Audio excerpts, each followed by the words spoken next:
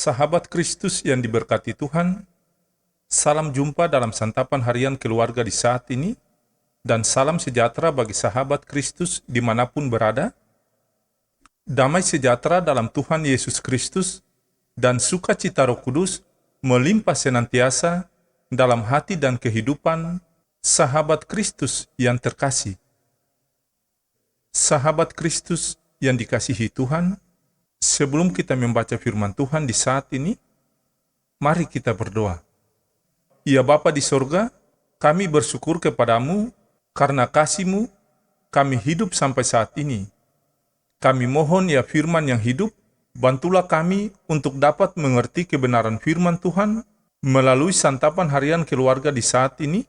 Kiranya melalui firman-Mu, kami diteguhkan iman yang sejati. Dalam nama Tuhan Yesus, firman yang hidup, kami berdoa. Amin. Sahabat Kristus yang diberkati dan dikasihi Tuhan, pembacaan firman Tuhan di hari ini terambil dari 2 Tawari pasal 24 ayat 15 sampai ayat yang ke-22. Demikian bunyi firman Tuhan. Yoyada menjadi tua dan lanjut umur, lalu matilah ia. 130 tahun umurnya ketika ia mati.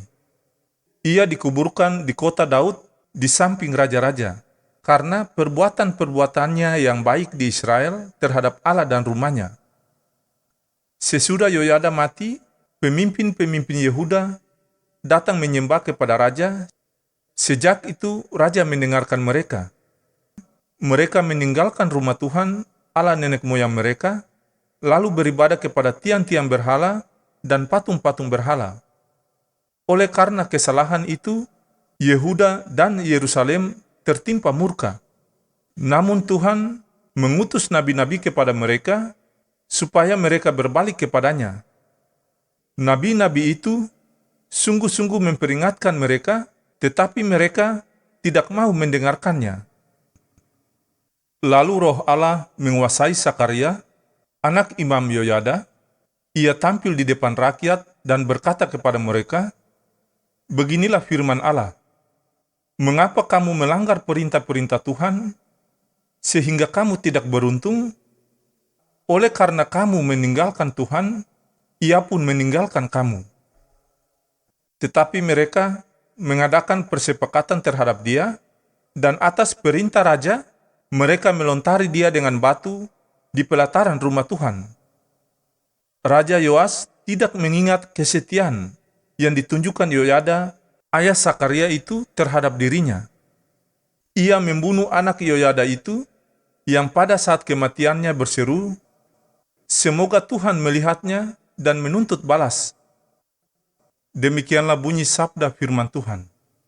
Yang lebih berbahagia yaitu setiap orang yang mendengarkan perkataan Allah dan menjalankannya. Amin.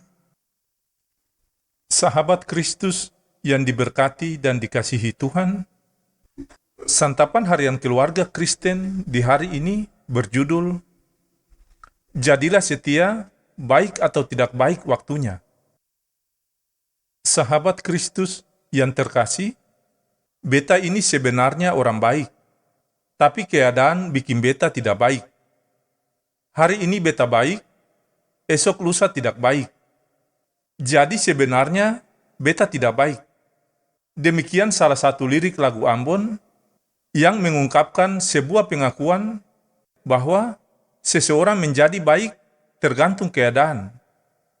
Seseorang akan melakukan kebaikan jika ia mendapatkan keuntungan daripadanya.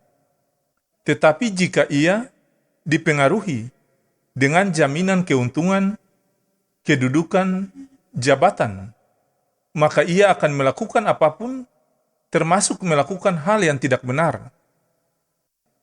Sahabat Kristus yang terkasih, hal ini juga terjadi pada Raja Yoas ketika ia memerintah di zaman Imam Yoyada.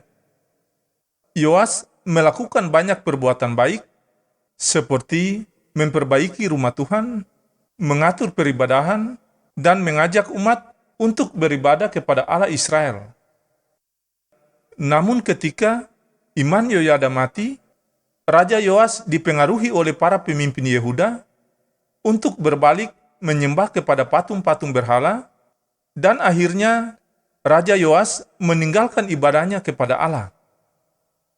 Raja Yoas bahkan membunuh Sakaria, anak Imam Yoyada, yang memperingatkan raja, "Oleh karena engkau meninggalkan Tuhan, ia pun meninggalkan kamu." Demikian peringatan Sakaria yang kemudian menjadi kenyataan karena Raja Yoas tidak berbalik kepada Allah. Sahabat Kristus yang diberkati Tuhan, dalam kehidupan orang percaya, kita diingatkan oleh firman Tuhan untuk tetap setia dalam iman kepada Yesus, apapun keadaannya. Namun dalam kenyataannya, kita sering berbalik tidak setia dan mengecewakan Tuhan. Ketika ada godaan kepentingan diri, kenikmatan sesaat yang menyebabkan kita berbalik menjadi tidak setia. Seorang suami atau istri yang berselingkuh adalah wujud ketidaksetiaannya kepada pasangannya, tetapi juga tidak setia dalam janji nikahnya di hadapan Tuhan. Sahabat Kristus yang diberkati, hari ini kita diingatkan untuk terus tetap berlaku setia, baik atau tidak baik waktunya.